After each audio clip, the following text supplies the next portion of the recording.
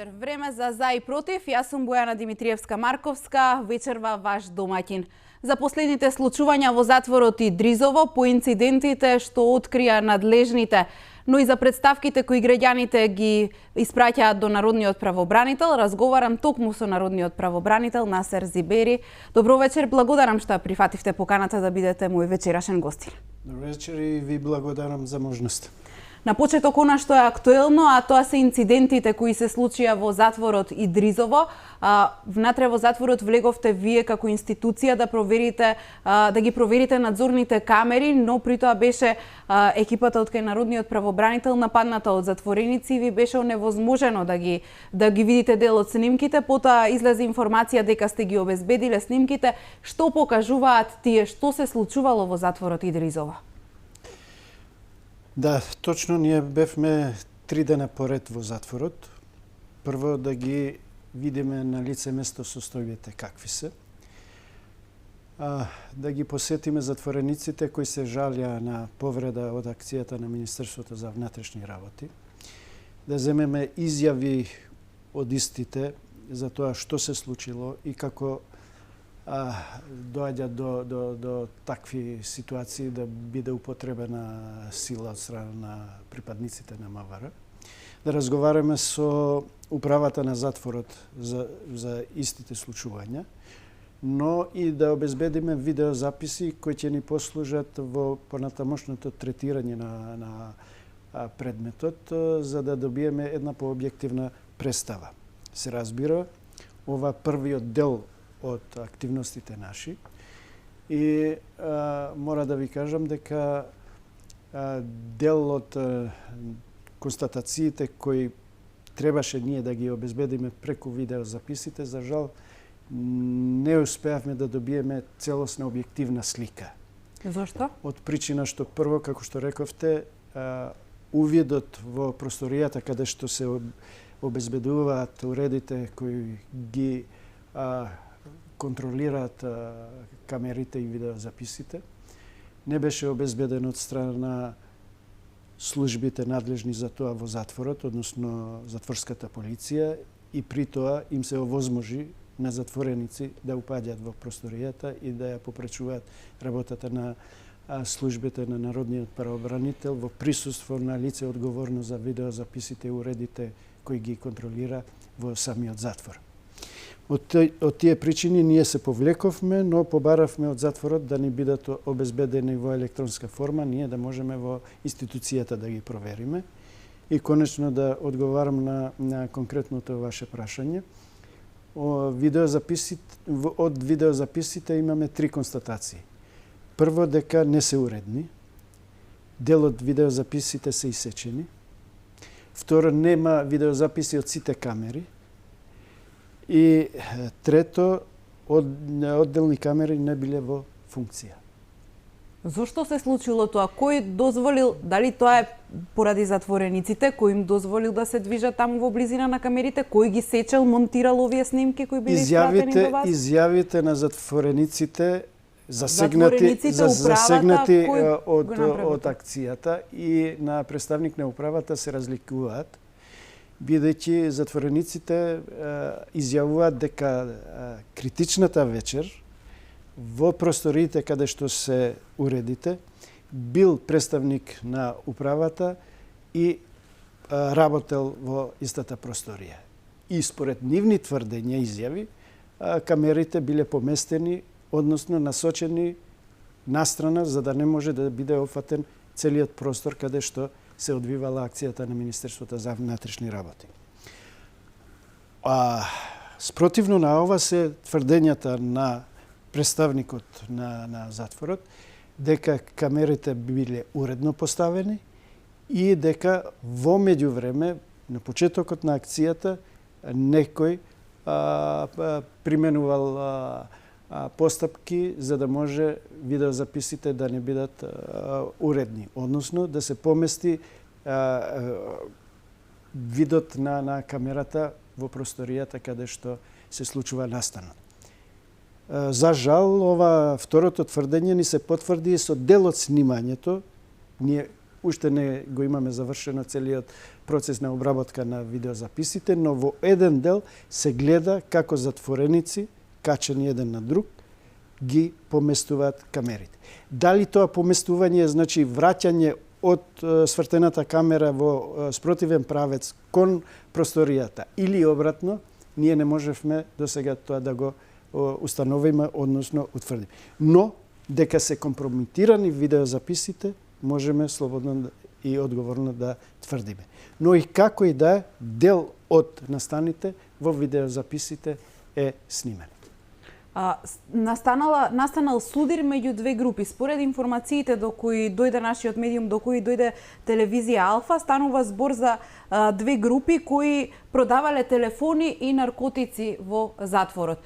Ова се случува при кога влегува полицијата да врши рација. Во меѓувреме кризна состојба веќе неколку месеци во затворот Идризово, заседаваше кризниот штаб. Што утврдивте на таа седница на кризниот штаб? Дека состојбата во затворите со посебен акцент во затворот Идризово не е поволна, тоа веќе не е тајна. Подолго време Народниот правобранител сигнализира и алармира и повикува да се преземат мерки состојбите да се подобрат. За жал досега резултати немавме. Од тие причини владата пред 3 месеци беше принудена во затворот Идризово да прогласи кризна состојба.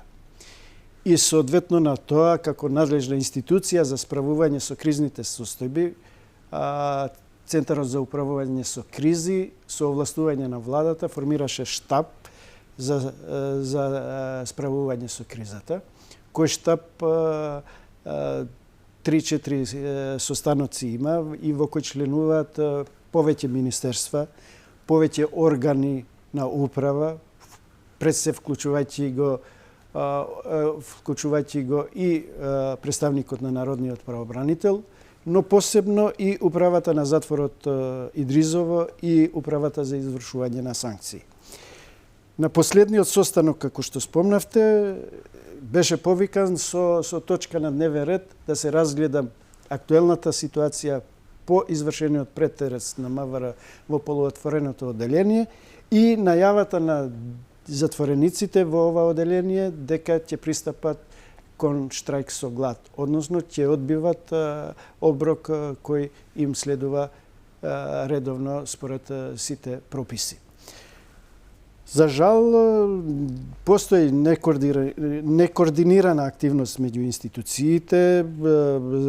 За мене од необјаснливи причини не биле присутни клучни институции, како што е Министерството за внатрешни работи, Министерство за правда и така натака. И од институции од кои се очекува да се даде одговори на многу прашања кои се поставуваат врзано за припремите околу претресот, околу самиот чин и критичниот момент на претресот, последиците со кои се соочува и затворот, и затворениците, но и дел од институциите поврзани надлежно кои постапуваат по ова, не добија одговор. Тука пред се мислам на над 80 затвореници кои побарале лекарска помош. 60 критичниот ден во саботата и 20 утредента. Како е постапено со нив? Како се третирани? Кои се лекарските извештаи? По мои информации, има во дел од клиниките кај се третирани, како што е клиниката Свети Наум Охридски, Универзитетската клиника Мајка Тереза, но и во 8 септември, има лекарски извештај во кој е ублажена квалификацијата на повредите. Место да се даде соодветна квалификација на тешки телесни повреди, а има такви, јас зборувам од перспектива на нестручно лице, на наши представници кои биле таму, но факт е дека од тоа што се гледа дека има и такви тешки повреди. Ова фрла дополнителна сенка врз целиот случај. Да, зошто лекарските тимови даваат такви лекарски извештаи, сигурно утре да не може да се искористат во постапка заради утврдување на евентуална одговорност за пречекорување на овластувањата на лицата кои учествувале во акцијата. Други теми кои исто така треба да се дискутираат и во штабот, и не само во штабот, се дали е направена валидна безбедносна проценка за акцијата која се спреведе. Дали може би полицијата направила пропуст при самиот претрес, па доколку не го направила тоа би дошло до такви инциденти? Ама ако имаме објективна проценка за безбедносната состојба при изведување на акцијата, сигурно дека последиците немаше да бидат вакви какви што се. Дали примената на присила или евентуалното пречекорување ќе се утврди од страна на истрагата која ја водат и обвинителството и управата за извршување на санкции, се надевам и внатрешна контрола при Министерството за внатрешни работи. Кој ќе биде извештајот на надлежниот официр кој треба да одговори на прашањата дали била неопходна примената на силата, со што се соочиле, кои мерки се превземени, ни за други отворени прашања кои ние чекаме да ги добиеме како одговор постапувајќи по овој предмет. Рековте немаше представници од Министерството за внатрешни работи, не ги добивте одговорите на тие прашања. Дали, односно, кој се обидува да ја заскрие вистината? Да се заскрие вистината обиди... И ќе се успее ли во тоа? Имало и ќе има, но институцијата Народен правобранител е тука да ја прикаже вистината што она ќе ја констатира во низ постапувањето. Се разбира, ние не претендираме на единствена вистина, но нашата вистина ќе се заснова на утврдени состојби и докази кои ќе ги собираме. Непостапувањето по барањата на Народниот правобранител ќе оди токму на штета на тие институции кои ќе се покажат како некооперативни. Затоа во заеднички интерес, во интерес на вистината е да постои соработка, информациите да се споделуваат и да се утврди точната ситуација. Кои беа причините, како се изведе акцијата, кои се последиците и има евентуални пропусти. Ние до сега имавме само една штура информација од страна на Министерството за внатрешни работи, критичниот ден, и тоа откако веќе беа изнесени информации преку социјалните мрежи, преку медиумите, дека таму се изведува акција и представник за односи со јавноста од Министерството излезе со една кратка информација дека да се изведува акција за но не беа соопштени никакви детали. Да, по барање на основно јавно обвинителство, односно надлежен јавен обвинител и наредба на судија во претhodна постапка, дадено е наредба Министерството за внатрешни работи да влезе во полуотвореното оделение. Иако и за ова прашање јас имам поделени мислења, односно имам мој став, бидејќи согласно Законот за извршување на санкции, единствена вооружена и униформирана формација која треба да биде во контакт со затворениците е затворската полиција. Да, точно е, согласно Законот за извршување на санкции, тамо вели при поголеми нереди во затворите, управата на затворот може да бара помош од Министерството за внатрешни работи. Но ние во разговор со управата на затворот не само што не добивме информација дека тие побарале асистенција на Министерството за внатрешни работи, туку тие не биле воопште информирани дека ќе се изведе таква акција. Мислам дека таква некоординираност е недозволива. Тоа е едно. И второ, има информации дека критичниот ден припадниците на Министерството за внатрешни работи се упатени таму, бидејќи од самите затвореници, кој дел од затворската полиција имало закани и не можеле да пристапат кон претрес на затвореници и простории. Зошто согласно законот, ви реков, надлежни се тие. Но и тоа да е друг момент, како што во колуарите кружи, дека под ПИМ мерки биле одредени лица тамо, не се исклучува можноста и дел од затворската полиција или И таа да е од да е во прашање, јавноста треба да биде информирана. Се со цел да не се остави темна страна на една ваква акција. Ќе го добие ли јавноста одговорот на прашањето кој внесува оружје и дрога во Идризово, а кој продава внатре? Ова не е прва акција на Министерството за внатрешни работи во затворот Идризово. Од време на време се изведуваат вакви акции, а се со цел детектираните проблеми да може да се санираат. Пред да се изврши акцијата, мора Министерството за внатрешни работи, судија за извршување на санкции, управата за извршување на санкции, да дадат одговор зошто покрај смена на неколку директори во затворот Идризово состојбата не се менува. Зошто покрај смената на неколку директори во затворот Идризово повторно имаме проток на овие недозволиви средства, како што се средства во вид на ладно оружје, ножеви и така натака. И не само тоа, елементи на недозволена трговија со дрога и други субстанци, телефони и други уреди за комуникација и така натака. Значи, некој тоа го овозможува, свесно или несвесно, приметено или неприметено. Но факт е дека завршуваат овие недозволиви средства во ќелиите и не само во полуотворениот дел, туку и во останатите делови, во отвореното, во затвореното, во затворените оделенија и така натаму. Рековте без поддршка и без соработка меѓусебна институциите, тешко дека може да се реши одреден проблем или инцидент.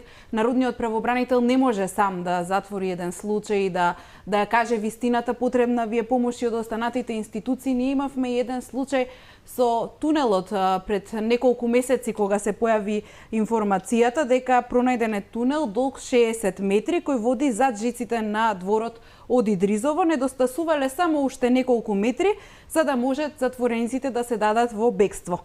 Надлежните излегоа на терен, проверуваа што се случувало, како се собираат докази, но до ден денеска нема официјална информација кој копал и со чија дозвола се планирало филмско бегство.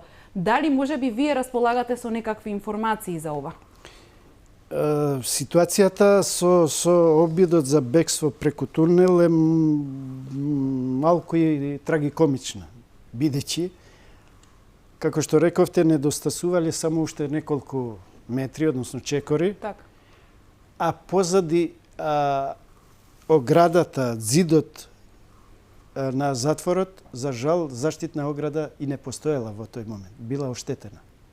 Што значи, планирано каде ќе се ископа тунелот и за среќа, после воведување на вонредната состојба, се зајакна контролите и во караулите, но и беше доизграден тој дел кој отсуствуваше од оградата на затворот. Инаку можеше да се случи тоа што го наумеле затворениците. За жал, јавноста уште нема информации за тоа. 5 месеци. Да. Прво, дали се води истрага, а сигурност дека се води. Кои се пропустите на затворската управа и на затворската полиција во смисла на следење на затворениците. Како тоа не можело да се примети и осуети една Сепак таква 60 метри, тоа не е малку, тоа е повеќе подолг период на работење. И не само тоа, во затворот, конкретно сега Идризово, малку се почитуваат прописите за движење на затворениците. И тоа е еден од индикаторите кои води до вакви активности. Конкретно врзано за последната акција. Затворениците се движат неконтролирано во просториите, дури во просторијата кај што се уредите за видеозаписите. Тоа е недозволиво. Недозволиво, да. Затоа и ве согласно, прашам, да, согласно куќниот ред. точно е пропишано секоја категорија на затвореници каде може да се движи.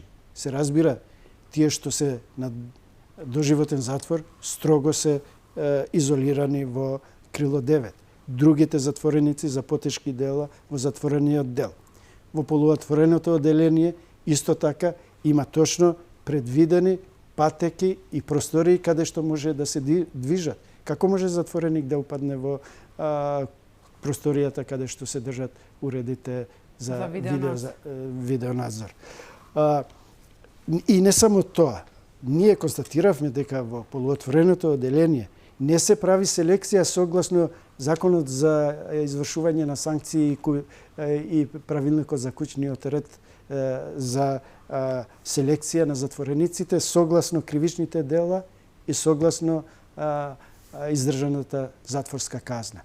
Па во полуотвореното оделение ние затекнавме, се разбира, не ни се потврдени, но по изјава на затвореници кои се осудени за убиства, затвореници кои се кривично осудени за тешки кривични дела. А во законот точно е предвидено дека не може да се ставаат во исти простории таква категорија на затвореници со затвореници за полесни кривични дела, со помали санкции и така натака, и така натака. Сега дел од тие затвореници кои биле вклучени во инцидентите може и да бидат ослободени доколку поминеше предлог законот за амнестија кој дојде од Министерството за правда во собранието, но не беше усвоен од пратениците. Тоа се случуваше вчера. Предлогот не помина, но клучното прашање е зошто се разговара за амнестија, а не се разговара за нов затвор? Лично сметам дека за амнестија треба да се разговара. Во принцип, тоа е правен институт кој го применуваат многу земји, поготово кога доаѓаат во вакви тешки ситуации на состојби во затворите, но се разбира тоа е исклучок од правилото. Тоа е прво, и второ селекција на дела кои ќе бидат амнестирани. Бидејќи во моментов државата нема друг инструмент со кој ќе ги релаксира состојбите во затворите, се сакаше да се примени еден ваков правен институт. Но и да беше усвоен предлогот и потребата од донесување и потоа и усвојување на истиот, само во критичниот момент можеше да ги релаксира состојбите, но не и да ги реши проблемите. Решавање на проблемите треба да се бара низ една стратегија која ќе вклучи неколку инструменти кои може да дадат ефект. Првиот е изградба на нови капацитети. Прво, постојниот, поготово во затворот Идризово, се толку дотрајни, со толку неадекватни, а ние тоа го квалификувавме во годишниот извештај на Националниот превентивен механизам како нехумани, што час поскоро треба да бидат напуштени. Но тие ќе бидат напуштени кога ќе се изградат нови. Значи, проширувањето на капацитетите и создавањето на соодветни стандарди каде што ќе бидат сместени затворениците ни се неопходни. Министри се менуваат, но конкретен чекор во таа насока нема. Второ, мора да се постапи кон изрекување на алтернативни мерки. Судовите треба почесто да ги користат овие правни институти.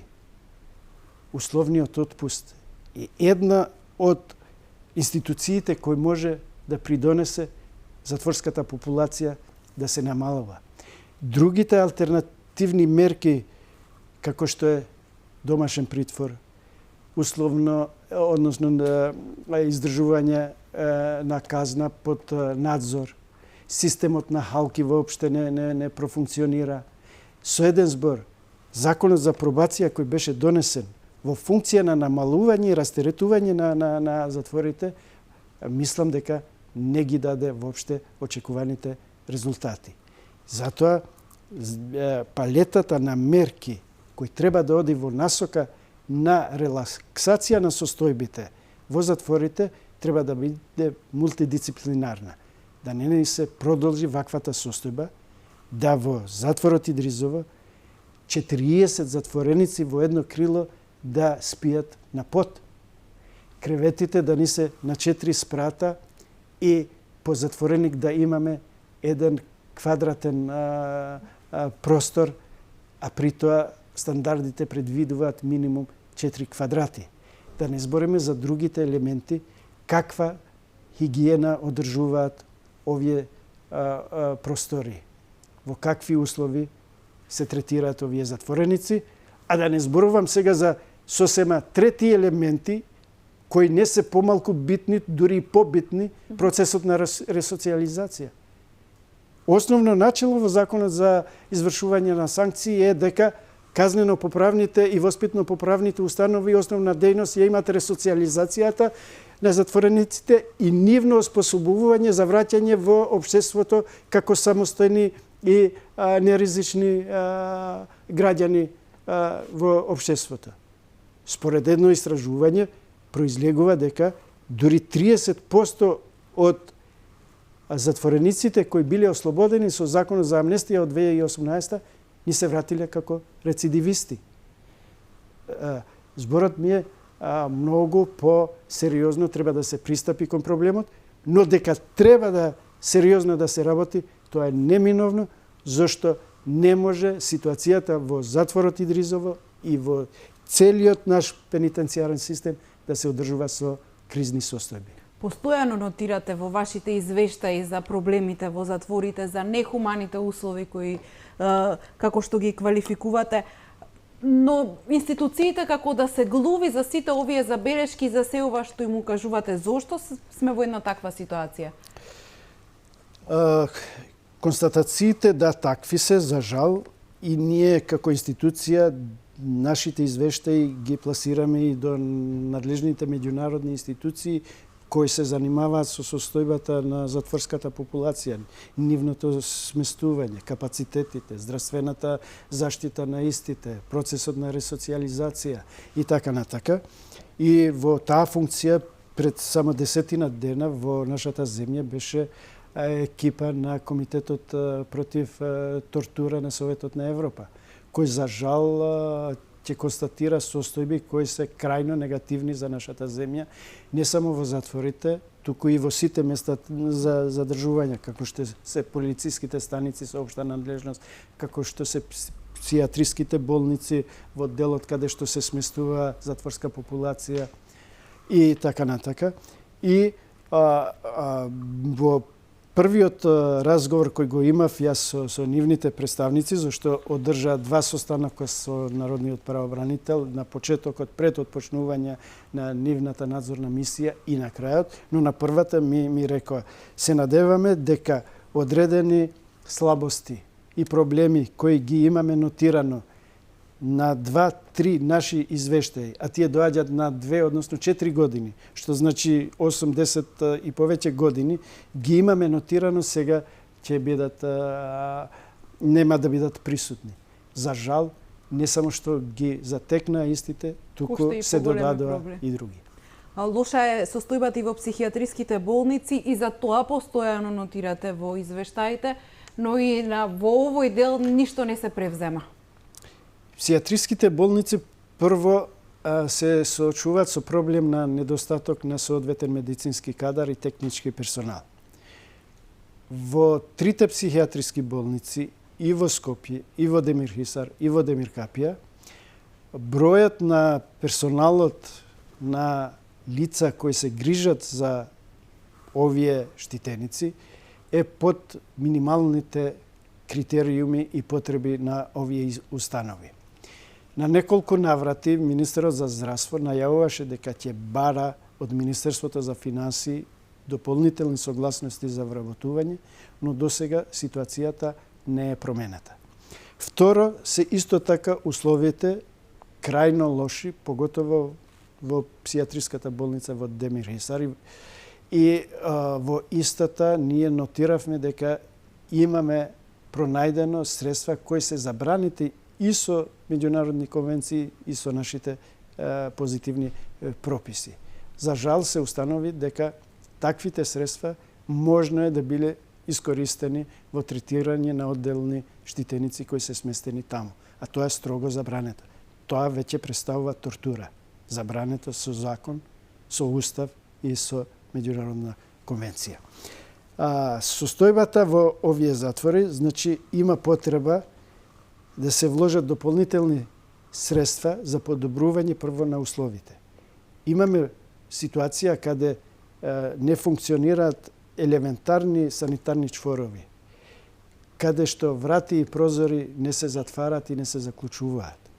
Па ни се случува во псијатриската болница во Скопје да затвореници кои се третираат во псијатриската болница да шетаат слободно и да имат контакт со други сместени лица кои не се казнети, а имаат Со тоа се доведува и нивниот живот во опасност. Во опасност животот на другите.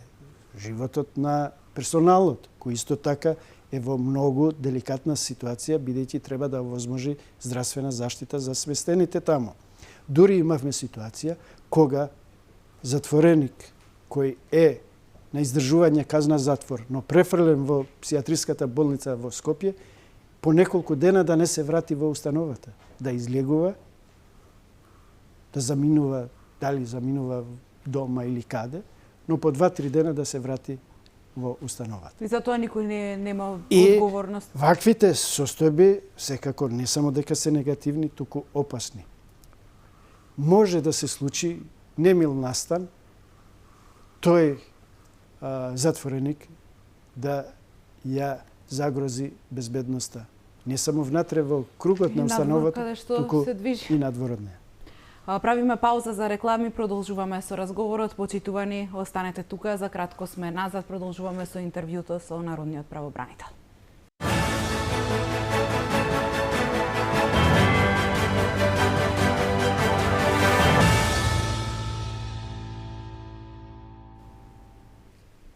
Повторно назад во студиото гледате За или против со народниот правообранител Насер Зибери. Разговараме за инцидентите во Идризово, за состојбата во затворите, за состојбата во психијатриските болници, а сега одиме со оној дел за тоа на што најмногу се жалат граѓаните. Господине Зибери, за што најмногу од граѓаните добивате представки вие како институција?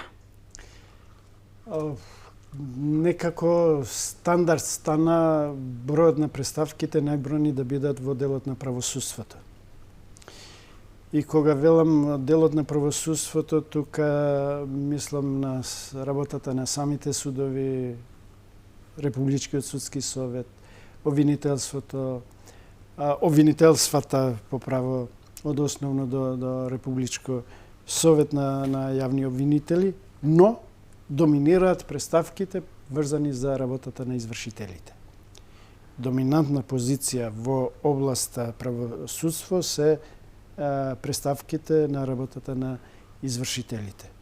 Скоро секоја година околу 500 представки пристигнуваат на адресата на народниот правобранител врзани за правосудството, од кои, како што реков, доминираат представките за работата на извршителите.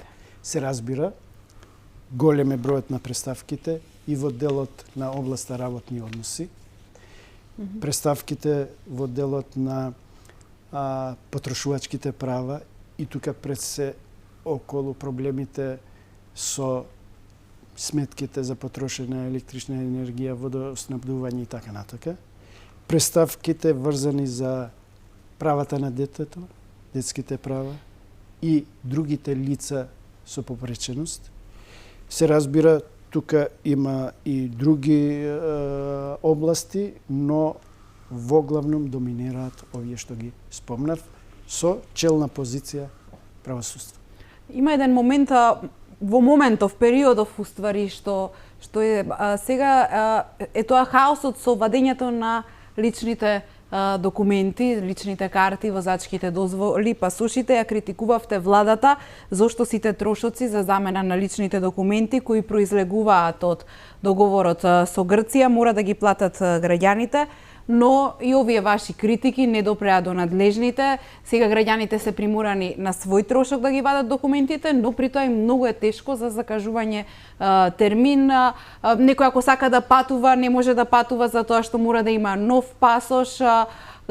Зошто премолча институциите и на ова ваше барање немаше многу да ја чини државата? Ова можеби и побрзо ќе одеше целиот процес, доколку ве послуша. Во последно време во делот на граѓански состојби, така се именува таа област, во кој спаѓаат и личните документи, има пораст на преставки во подобласта лични документи. И тоа во две насоки. Преставки кои се жалат на неможноста од закажување термини за обезбедување на лични документи, како што се патни исправи, лични карти, возачки дозволи, возачки исправи и така натака. И дел на преставки кој исто така е сериозен по однос на доместокот на трошоците за вадење на новите документи. И кога велам на доместокот на трошоците за обезбедување нови документи, се однесува на документи кои граѓаните биле принудени да ги вадат како резултат на... Не за тоа што се истечени, туку на договорот со Грција. Односно, тоа се граѓани кои истите документи ги имаат извадено по стапување на сила на измените на Уставот, со кој се врши промена на името и како резултат на тоа требаше да се пристапи кон измена на документите. Значи, на адреса на Министерството за внатрешни работи, односно владата, беше и мојот апел, односно укажување, дека граѓаните не треба да ги сносат последиците, односно трошоците, за личните документи за кои се принудени да ги променат, а согласно законот им се валидни. Значи, како резултат на промените на Уставот и промените на законот за спроведување на Уставот, а соодветно на тоа и на подзаконските акти со кои се уредува образецот и формата на личните исправи, граѓаните, иако имаат законски валидни исправи, по одлука на институциите стануваат невалидни. А при тоа, тие граѓани, постапување на сила на овие уставни измени, извадиле лични документи, бидејќи им биле истечени, и им се издадени лични исправи, значи лична карта, патна исправа, повторно со старото име, односно стариот образец, каде што стои Република Македонија. Ова сметам дека е неправда. Во моментот кога Собранието ги изгласа уставните измени, тие уставни измени на 11 април 2019 година стапија во сила, беше изгласан и Уставниот закон за спроведување на уставните измени и беше предвидена динамиката и утврден крајниот рок во рамките на кој треба сите документи да бидат променети, владата веднаш требаше да пристапи кон задолжување на Министерството за внатрешни работи да пристапи кон измена на законите, законот за патни исправи, законот за лична карта, законот за безбедност во сообраќајот, каде што се уредени исправите за управување со возила, како што се сообраќајните дозволите и така натака. И соодветно на ваквите измени да се пристапи кон донесување на подзаконски акти со кои ќе се смени постојниот образец и ќе се воведе новиот наслов, односно име на државата. Во тој случај, граѓаните на кои било истечена исправата, ќе извадеа нови исправи со новото име и сега немаше да им се дуплираат трошоците. Немаше да се доведат во ваква ситуација. А во ова време кога е сиромаштија, кога народот везува крај со крај, тие пари многу му значат. Да, на јавноста ќе кажам дека законот за патни исправи се измени дури во 2021 година. Значи, збориме за измени кои се усвоени во јануари 2019 година на Уставот. А законот е изменет 2021. Законот за безбедност во сообраќајот исто така. Законот за лични карти уште е во собраниска процедура. Додека владата дури 2022 година ја разгледува информацијата за состојбата со измена на исправите на Министерството за внатрешни работи и го задолжува Министерството за внатрешни работи да пристапи кон измена на подзаконските акти со кои ќе се смени и образецот. Мислам дека ваквиот пристап на владата во насока на спроведување на уставните измени ги доведе граѓаните во ситуација, иако и по измените на Уставот ваделе лични исправи, ги снабдувала со стариот назив на државата, а притоа со одлука на владата повторно им се прогласуваат за неважечки, заклучно со 12 И се има случај кога на граѓани на кои им се потребно да 2024 на кои им се потребно итно документи да ги нема, но и да плаќаат Зборот ми е тука беше мојата логика зошто владата за овој дел на граѓани кои и по измените ги снабдувала со старото име, а сега ги принудува да вадат нови, иако им важат, за тие граѓани требаше да важи ова олеснување. Но нема никакво олеснување. И сега на 6 месеци, од прилика 6 месеци до изборите, не очекуваат председателски и парламентарни избори. Народниот правобранител за време на изборниот ден и за време на изборната кампања има отворено линии. Граѓаните можат да пријавуваат повреда на избирачкото право. Во изминатите изборни циклуси на самиот ден на изборите ви беше отворена линијата на што најмногу се жалеа граѓаните, односно што најмногу пријавуваа граѓаните за време на изборните процеси. Да, во наш мандат и следење на остварување на правото на глас, односно регуларностите во изборниот процес. И ние при секој изборен циклус формираме посебен тим кој ги следи изборите, и тоа од денот на распишување и официјално отпочнување на изборната кампања, денот на изборите и по изборите до завршување на истите, односно до прогласување на официјалните резултати од страна на ДИК. Представките се разликуваат во зависност од периодот кога се поднесуваат. Дел од представките се поднесуваат во текот на предизборната кампања, каде што граѓани се обраќаат до народниот правобранител за повреда на правата во предизборието, како што се неадекватното местење на рекламен материјал, лепење на плакати, бидејќи согласно прописите кои ги носи Државната изборна комисија, во соработка со единиците на локална самоуправа, точно утврдена се местата каде може да се рекламираат политичките партии. Имавме представки за злоупотреба на деца во изборна кампања.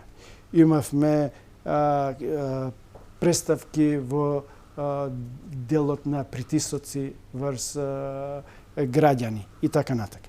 На денот на изборите, институцијата Народен правобранител дежура од почетокот на отварањето на избирачките места до нивно затварање, со цел да ги примиме евентуалните поплаки на граѓаните за изборниот процес на денот на изборите.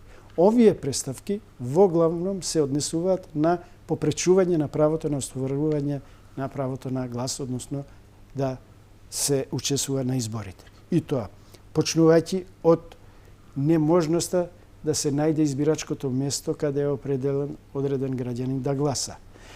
Неможноста да се пронајдат во избирачките списоци. Неможноста на пристап до местата за гласање за лица со попреченост.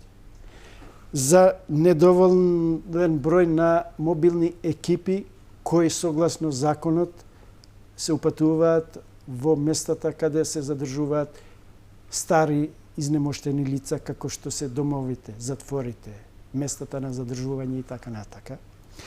И други представки во насока на тоа, агитација на денот на изборите, обиди за подплатување и така натака. Додека дел од представките по изборниот процес во главном се врзани за неисплата на надоместокот, кој согласно законот и прописите кои ги носи подзаконските акти Државната изборна комисија, им следува на тие што се ангажираат од страна на ДИК во процесот на избори, како што се во главном избирачките списоци, но и членови на општински изборни комисии. Ние само по локалните избори имавме десетина вакви представки од членови на избирачките одбори, на кои или со закаснување, или до моментот на разгледување на представката не им беа подмирени трошоците, односно надоместокот кој согласно законот им припаѓа. Од прилика 3 години сте на функцијата народен правобранител. Со кои институции имате проблем, односно кои од институциите се најмалку кооперативни? Споменавте дека тешко оди соработката со останатите институции, дури не се представници, не се појавуваат на состаноци кои се важни за, еве како што беше случајот со затворот во Идризово. Кои се најпроблематични за соработка? Некоја генерална оценка или квалификација можам да дадам за еден мал број на институции, бидејќи други институции по одредени прашања се кооперативни, по одредени помалку кооперативни.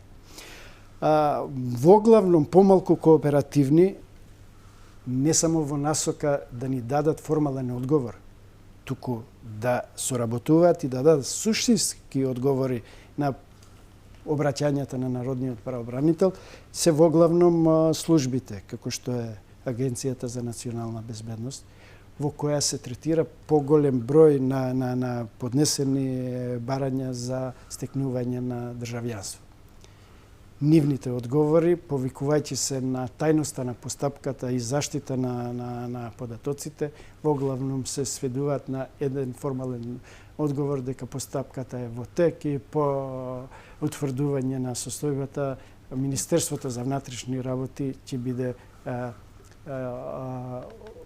ќе и биде одговорено, бидејќи барањето за аспектите од безбедносен карактер за одредени граѓани кои барат државјанство се однесуваат се доставуваат од Министерството за внатрешни работи кон АНБ. ОТА и така натака. Проблеми има и во сработката со обвинителствата.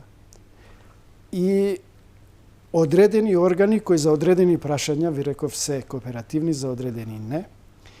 И со моето доаѓање на чело на институцијата воспоставив една пракса на секој 6 месеци да се изврши анализа на постапувањето на органите по обраќањата на народниот правобранител. И еве сакам да споделам податок со јавноста дека само 30% од обраќањата на народниот правобранител органите навреме ги одговараат. 30% од обраќањата се одговараат по 1, 2 или 3 ургенции дека органот не постапил, дека согласно законот е должен да постапи. Ако не постапува, ќе се обратиме до непосредно повисокиот орган и тоа го правиме. Над 20 пати минатата година ние сме се обратиле до владата за непостапување на одредени министерства или други органи на управа. И еден мал дел дури воопште никогаш и да не одговараат. И тоа е едната димензија на проблемот за кооперација, соработка и така. Второ, проблемот на суштинско разгледување на одговорите кои ги даваат институциите. Зашто има одреден дел на институции, како што спомнав и претходно со одговорите од страна на АНБ, каде што само формално се одговара, да се запази законскиот рок за одговор на обраќањето на народниот правобранител, но во суштина не дават никаков одговор на забелешките кои ги има подносителот на представката. И тоа после ги одолговлекува постапките, зашто народниот правобранител во насока да ја открие вистината се принудува на неколку наврати да се обрати до надлежните институции и сето тоа да ги прави постапките пред народниот правобранител да трајат со месеци, а некои и со години. Јас сум поддржувач на изреката дека закаснето право е еднакво на неправда. Ги споменавте безбедносните служби АНБ, ОТА. Во некои држави институцијата Народен правобранител врши надзор над работата на безбедносните служби. Во Македонија тоа не е случај, но дали можеби во иднина се разгледува и оваа можност Народниот правобранител да врши надзор врз работата на безбедносните служби во Македонија? Да, точно е. Далеку по развиените и по демократски земји имаат искуство во оваа насока.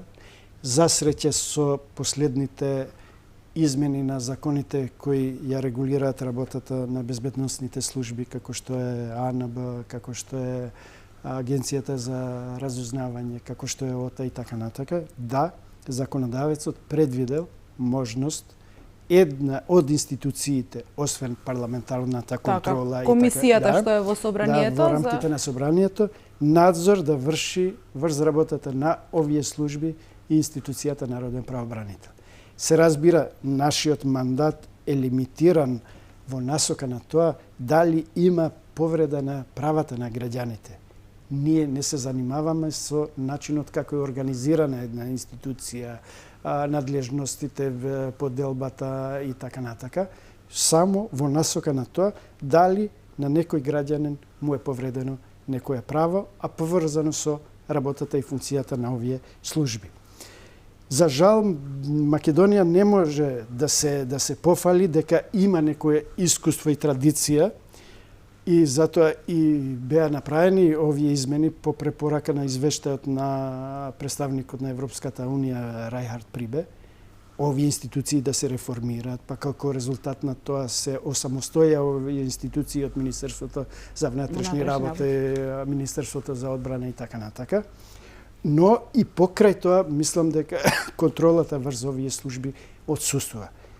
Јас на еден од колегиумите го отворив оваа прашање и ги проверивме за сите закони кои ги регулираат овие институции и во сите е предвидена таква можност, но за жал во институцијата досега нема такво искуство. Како резултат, дали можеби ќе се променат работите? Ќе ми дозволите, ако имаме време, ќе се доискажам. И како резултат на тоа, воспоставив соработка и заедна информација со надлежните комисии во собранието. И при тоа добивме одговор дека и тие имаат крајно скромно искуство во оваа насока. Добро. Потоа се обративме до агенции кои се занимаваат со оваа проблематика и за среќа амбасадата на Швајцарија ни овозможи реализација на еден проект преку една агенција каде што ни обезбеди соодветни стручни лица кои деновиве одржаа обуки со представници на Народниот правобранител во насока на примена на надлежностите на Народниот правобранител како надзор врз овие служби, безбедносни служби. И при крај сме да надлежностите кои ги имаме во закон да ги операционализираме, да донесеме соодветни подзаконски акти и да ја отпочнеме активноста во оваа насока.